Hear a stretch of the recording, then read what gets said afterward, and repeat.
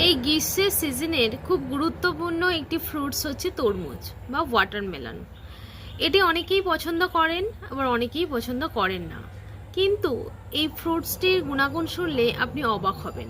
Welcome to my page nutritionist Rajanna. আমি dietician Rajanna. আজকে সেই বিষয়ে আপনাদের গাইড করব। তরমুজ খেতে অনেকেই পছন্দ করেন, আবার অনেকে খুব একটা ভালোবাসেন না। প্রথমেই বলবো তরমুজের গুণাগুণটা কি এবং কিভাবে কাজ করে, এবার কিভাবেই বা আপনারা খাবেন, এই সব প্রশ্নের উত্তর দেবো আজকের এই ভিডিওতে।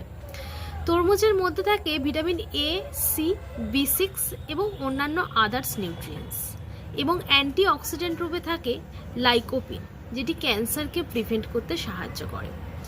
এবং এই ফলটি লো ক্যালোরি হওয়ার জন্য যারা ওয়েট লস করতে চাইছেন তারা কিন্তু অনায়াসেই খেতে পারেন।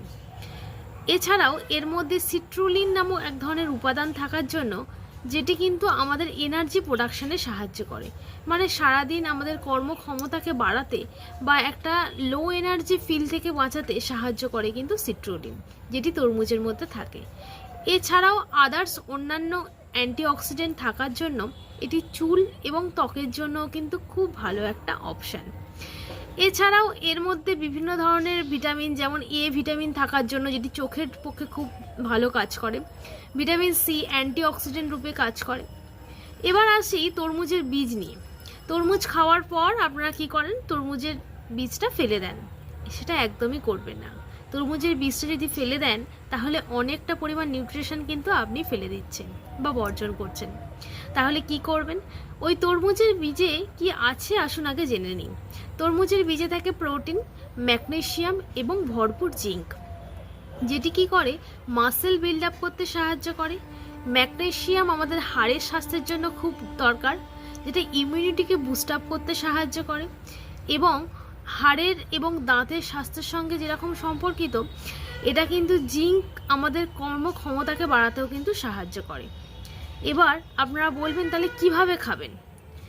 ওই তরমুজের বীজটা ফেলে না দিয়ে আপনারা রোদে শুকনো করে একটা কন্টেনারে ভরে সকালবেলা আর আগের দিন রাত্রে সোক করে তার পরের দিন খেতে পারেন।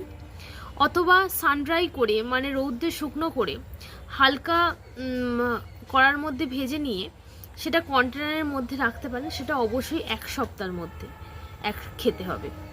সেটা কিন্তু বিভিন্ন রকমের স্যালাড বা স্মুদি এর মধ্যে দিয়েও কিন্তু খেতে পারেন।